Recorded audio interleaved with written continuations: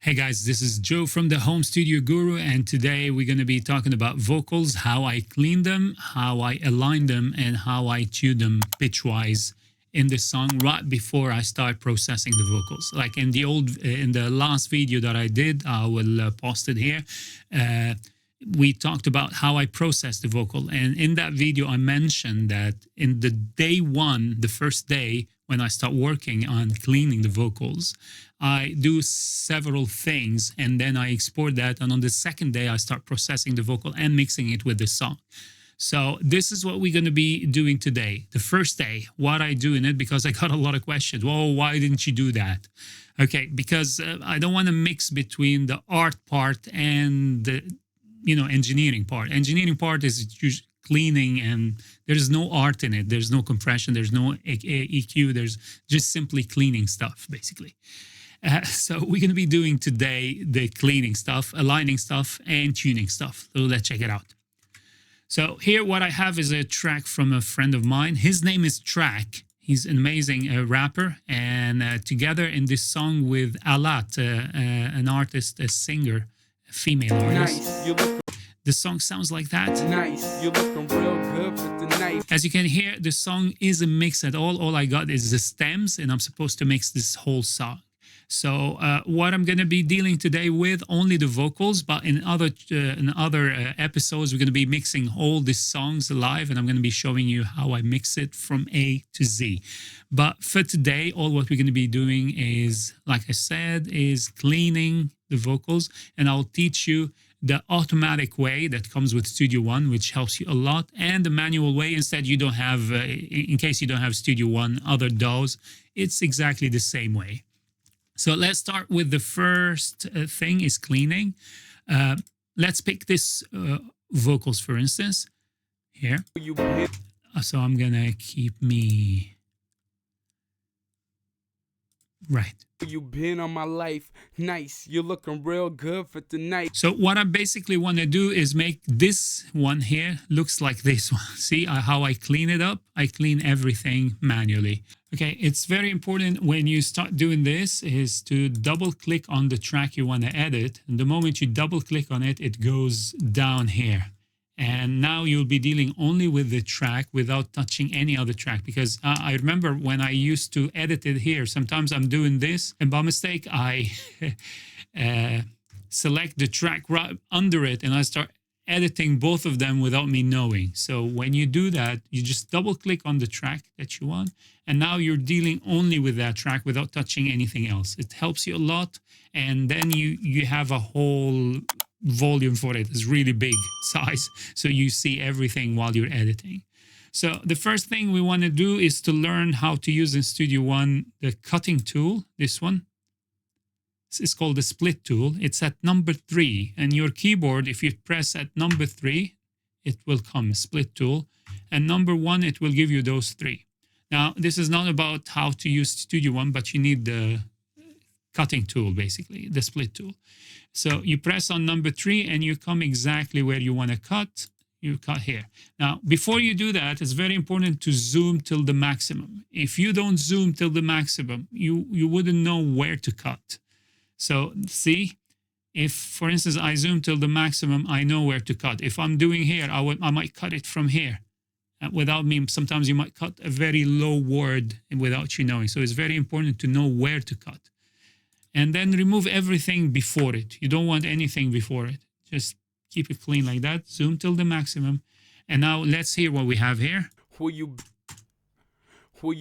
Notice the vocals has a breath at the beginning. The first breath of any word, I don't think you need it, especially when he start rapping. You don't want to hear someone, like usually you can reduce the volume of the breath in the middle of the song, but not the first breath. You don't want that. Who you been on my life? Yes. Okay, so you clean it all the way till the end. If you have any spaces empty in the beginning or at the end, you just clean them. So you press 3 at the end, you cut that. See this extra noise here? We also want to remove it. You press 1 and you go back all the way. Make sure there is no sound here. Notice there's nothing here. So let's and fade A out. So fade in, fade out, fade in, fade out. This is a fade in. Where you been on my life? Okay, and fade out. Always. Make sure you don't touch the word so you hear it. Scores. Yeah, perfect. Now I'm going to show you how I do it automatically with Studio One. It has an automatic way. So I'm going to show you how in one button, I press only one button and I clean everything. So we're going to be using this thing here. So I'm going to press on this and apply. And notice it did exactly what I did. The same thing without cutting much of the noise, but you can still do that manually. I'll show you how to set it up. Notice here, what you're doing here is stripping silence. So strip silence is a very good option from Studio One because you can just simply choose everything, all your vocals, and just strip silence from it. So whenever there is that extra silence, and you set up the threshold of that silence. So for instance, if the noise is below 40 dB, anything below 40 dB, call it like a noise, just get it out. We don't need it. So how do you do that? Notice here, there is an open threshold and closed threshold. I always set it at minus 40 dB, but don't do that always with every song because most of the artists I work with, I ask them to record always at minus 12 dB minimum. Not minimum, like the average. So between minus 18 to 6 dB and the average to be minus 12 dB. So if you do that, always your the lowest part, which is the noise ratio, it will be low. It will be below the 40 dB. You can set it between minus 40 to minus 45. It changed from a song to another. And this song is minus 40 dB. So I set it at minus 40 dB, the open and the close threshold. Now, the length of each of these, I set it on, let's say, you can set it on anything like 100 milliseconds. So 0.100 millisecond, that's fine.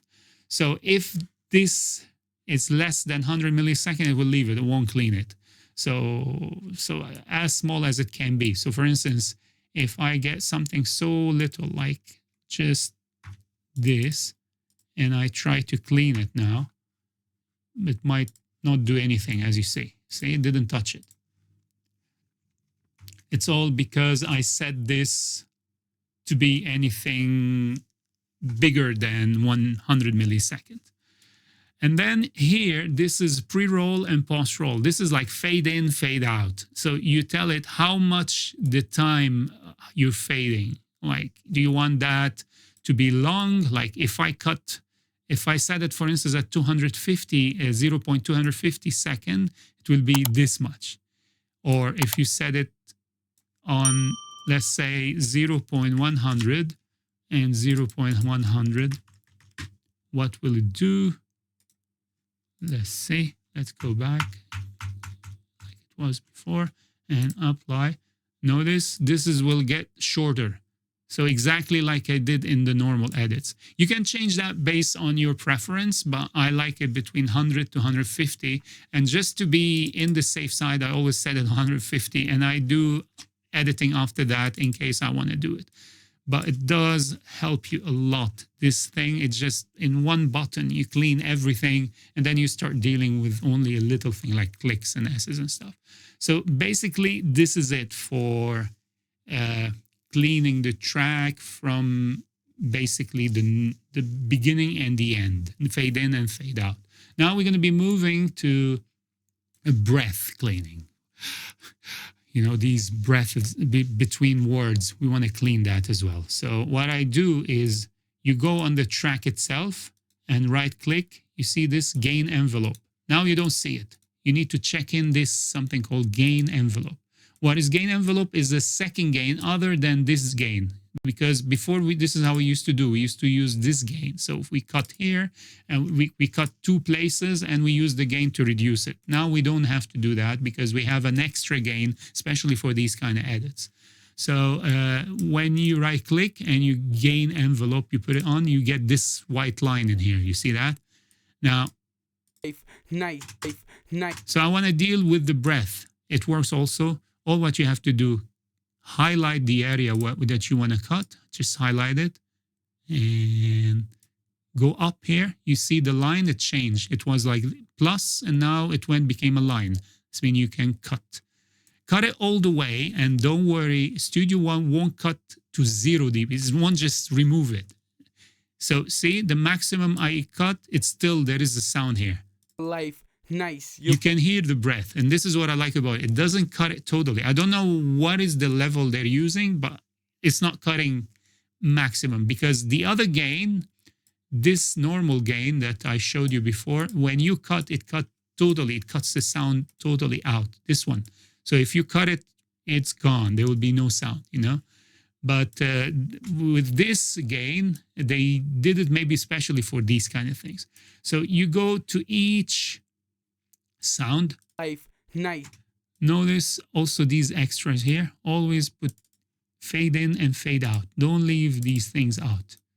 You don't want this sound to be harsh, cutting like, you know, you want it to cut it gradually. Life nice. You life nice. You're looking real good for tonight, but all right. See the breath, the same thing. Cut it down and do a fade out.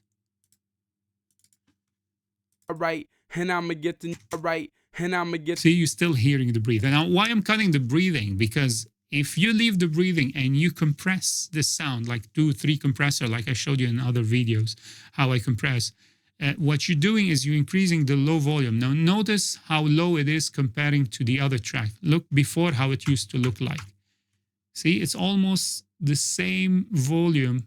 See, there is a huge difference here. But when you compress, what you're doing, you're reducing the high peaks and you're increasing the low volume. So these become, instead of, you know, you don't want that. So that's why we do it in advance. And that's why I zoom in so I can cut it totally without, and to see exactly where it starts and where it ends. This is super important. And I'ma get to know you a little. See, all these things. Every vocalist has a breath. Some, they have a breath higher than the others. So you deal with it based on what you're hearing. Little bit of conversation, couple jokes in the middle. So the same, you clean that. So this is how you do it. And always cut the extras. So you're not removing them, you're just reducing their volume. Observe a few things. Okay, so this is for cutting the breath. Now, let's say we have a click. You see, this is some kind of click. Now, it's very important when you're doing all this, try to use a headphone. Don't try to do that with a speaker, because you will have to increase the volume so much to hear these clicks and whatever, and you'll blow your speakers. So put a headphone on, keep it on low volume. You'd hear any mistake in the mix, and it's really helpful. So try to do that. And whenever you have something like this is a click. This is how it looks like. So you can deal with the click directly. You just do this and reduce it. Notice I didn't remove the click. You can, if you cut it, there will be air disappearing in that mix. You don't want that. You just want to reduce the volume of it so you don't hear it. When you flirt and you twiddle. Now, the third thing, other than the clicks, I have the plosives. I know most of you try to use a filter for the plosives, but always plosive pass by, especially if you're not using a good plosive. So I like to deal with that before I start also mixing. So plosives, I remove them. Listen, and they have a special look. Look how they look like. This is how a vocal should look like. This is how a breath look like. And this is how a plosive look like. Was it the PF, you know, like mainly plosive. Look how they look like. It's like a distortion, basically. See, they look totally different than the rest. That's what we piddle, you know? So try to reduce that as well.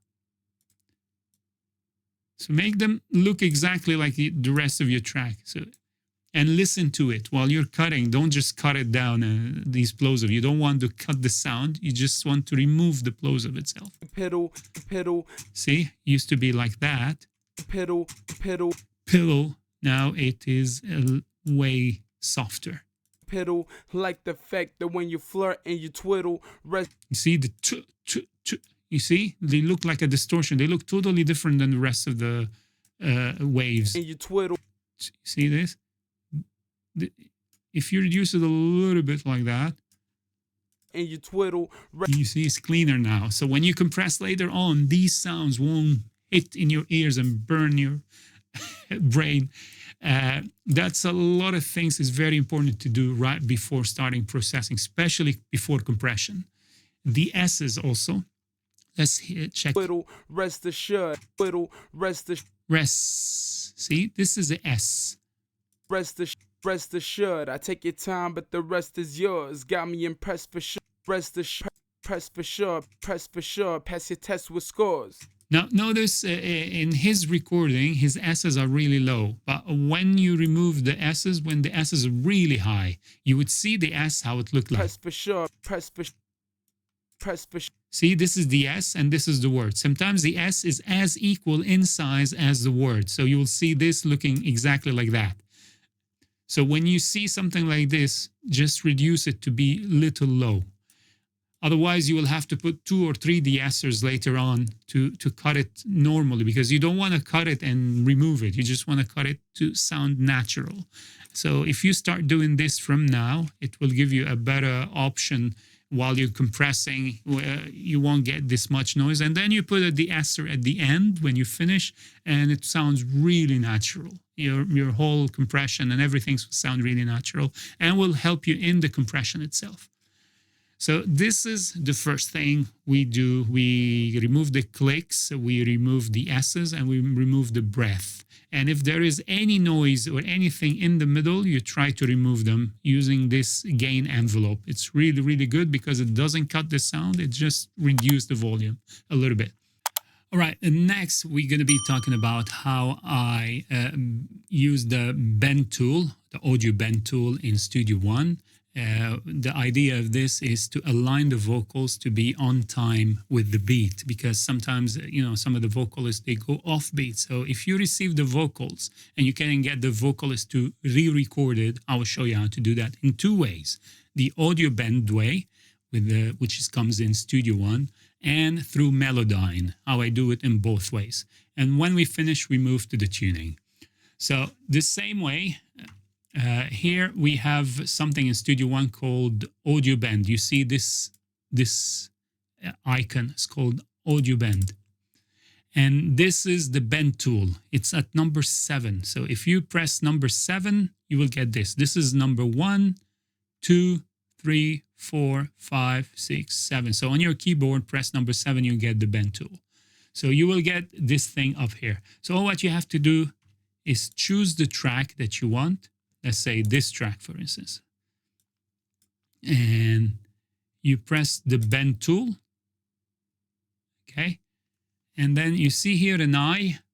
Press this, and then it will change the color to green. Notice this is how it looks like now. Now here in the bend tool, reduce the zooming. You don't want to be totally zoomed. You want to see what you're doing. So let's zoom that and reduce the zooming here. Okay, so you want to see all the transient of the vocals. Now, there are 2 things you can do. Studio One has an option to quantize whatever it hears, but here we don't want to quantize, we don't want to touch it. All what we want to do is put the click on or put the beat on so we can hear everything. Let's put the beat on. I hope so. Let's walk for a minute. Be off with these gimmicks. I get it, you've been witness to plenty claim authentic, but none be the realest. So ever since then, it's you laid low, hiding out. You off limits. Okay, so this recording is perfectly aligned, but I'm going to show you how I do it in case you want to move word right or left, because it's not with the song. All what you have to do, press the number 7 on the align here, and every time you want to move a word, make sure let's say this is the word you want to move. Like he's not on time here. Like let's say you want to put him this transient, you want to move it right here. So make sure you make a line right after it at the end of the word. So when you move it, you won't move the whole thing, because let me show you if you don't do that. If you come and just move it, notice the whole region will move with it. So we don't want to do that. So you press something right here because you want just to move the word itself without touching anything else. And you put one before the word. So this is a word. Start from here and finish here. And we want to move the word itself. So you click exactly on the transient that you want to move and move it to the right. Notice this is the area is stretched and this is the area is uncompressed. So it becomes green. Whatever you stretch, it becomes red. So it shows you what you're stretching and stuff. So let's hear it now. So let's walk for a minute. So let's walk. So let's walk. So notice walk, I could move it a little bit to the right. It will give me. So all what you have to do, move your mouse right to the middle, right here, till you see this pen on your screen, and press here. So you'll have a yellow line. Then you go on top of the yellow line. You have this aligning icon, and now press on it and move the word to the right. Notice one line before it and one line after it. Don't ever try to align while without putting before and after, because you'll mess up the whole track. So one movement, you will mess up the whole track. Everything will go off. So let's say you just want to move a word, that's how you do it. So, and after you finish, you press on the I again. So everything like it is back. So you don't even know what you did, you know? So whenever you want to see the edits that you did, you go and see them like that, and you can re-edit if you want, or edit another word. Let's say the vocalist tells you, I want this word to be stretched a little bit to the right. You just do that. So you put line before it and after it. So without touching anything else. This is a very natural way, and I prefer it more than Melodyne. But if you don't have Studio One, you will be dealing with something else. Either your DAW. I'm sure every DAW has an audio bend. And if you don't have audio bend in your DAW, you use something like Melodyne. Melodyne is very accurate, but I have a problem with Melodyne. When I put it on a track, it creates a sound. I hear it. I don't know if you can hear that, but I hear it. So I try to avoid Melodyne unless I need it. Like on a specific word, I just use it. But if you put Melodyne on everything, you won't hear it anymore, because there will be no difference between track and another. But I hear like a little bit of artifacts whenever I put Melodyne on anything. The moment I just drag it in, whenever it processes the vocals, it's just I hear it. So I try not to do that. The audio band that comes with Studio One is super clean, so you don't hear any difference in the sound. So notice now what I did. So let's walk for a minute, be off with these gimmicks. It's super transparent. Like, let me. So let's walk for a minute, be off with these gimmicks. It's very transparent, so I like that. So if you can do it without Melodyne, that's fine. You do it with the audio band that comes with your DAW, but if you don't have it, let's see how I would do it. First, I need to remove what I did. So, because we don't want to have audio band and Melodyne on top of each other. They will mess up each other. So either this or that. You pick one of them, you remove this. Now in Melodyne, you go on the track, you press Control and M in Windows. Now, if you have Melodyne, if you don't have Melodyne, none of this will happen. So what I do, Control and Alt, you will get this lens. It will help you to make it bigger so you can see what you're doing. Now here, if you come to the right, it will give you a different grids. Right click on this musical note, right click on it, and each one of these gives you a different time. Notice the grid, how it changed. So let's say this grid. So let's solo this track so I can hear it alone. Or we want to hear it with the beat, so you don't solo, just hear it with the beat. So let's walk for a minute. So let's walk for a minute. Like 4 minutes, I felt 4 minutes is a little bit long. So what you do, you press on Alt, and you see this become a line here. See that? If you try to move it, it will jump on the grid. If you want to fine tune it, you press Alt and you fine tune it. So So let's walk for a minute. Let's say this word, let's move it to more grids. So it will be, So let's walk for a minute. Be off with these gimmicks. Notice now it's exactly on the word, on the time. So let's walk for a minute. Be off with these gimmicks. I get it, you've been winning. So you do this one by one. Only the word. Don't try to touch something because, you know, the vocals that has a feeling in it. So you don't want it to be exactly on the grid. You just want it to be on time, not on the grid. On the grid, it becomes like electronic voice. Like no human on earth works on 100% on the grid. And that's what makes human human. So make sure it's just, don't throw it on the grid. Just throw it in a place that sounds natural. That's the point. I get it, you've been winning. Clinically authentic. Okay, so let's say this is what we want. So this is how you do move it right and left exactly with the words. This is all we're doing, everything manually today. And the third thing we're going to be doing today is tuning the vocal with Melodyne. Usually a lot of people do auto tune, but if you want something really natural, you don't want these, you know, the T-Pain effect. I will show you how I do it. There are a lot of ways of doing it, but this is how I do it. I try to do it as natural as possible.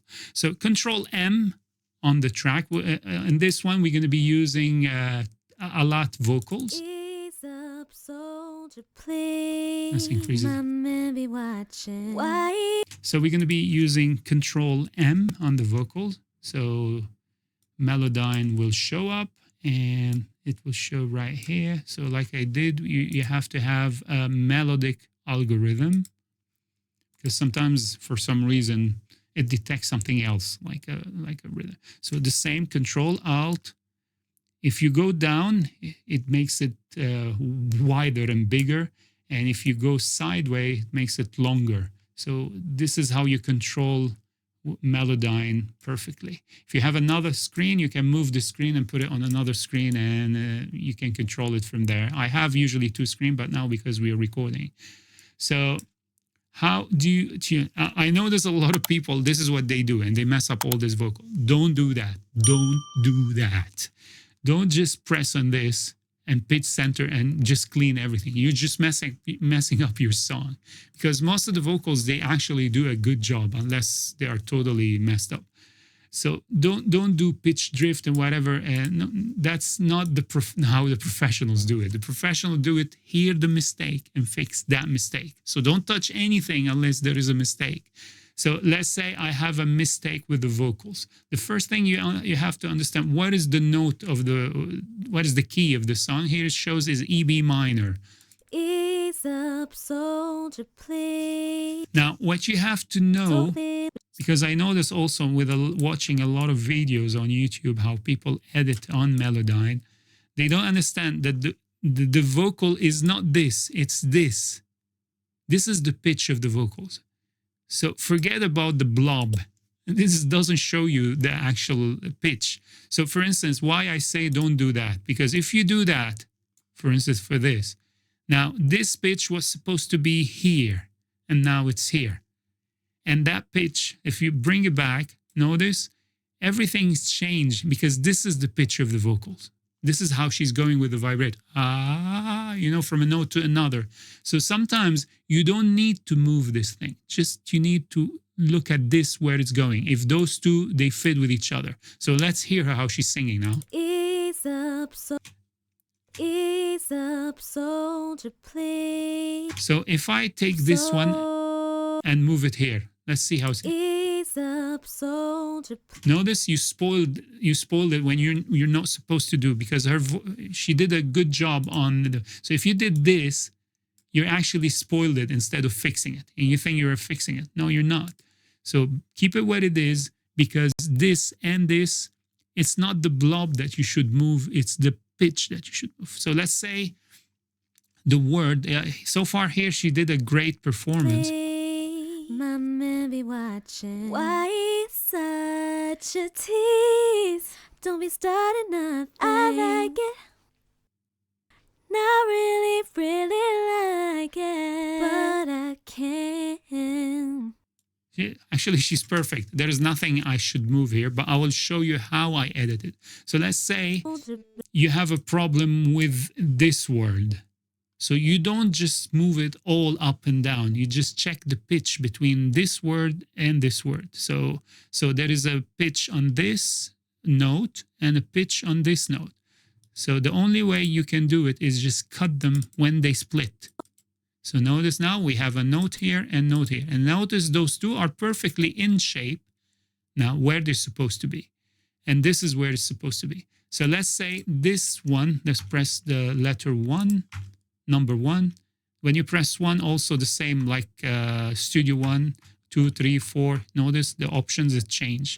So if I want to move this, I just move this instead of moving the whole word and spoil the whole pitch of the song. So if let's say it was here and I don't like this word how it is, you cut it to 2 pieces and you press Alt and you move it up.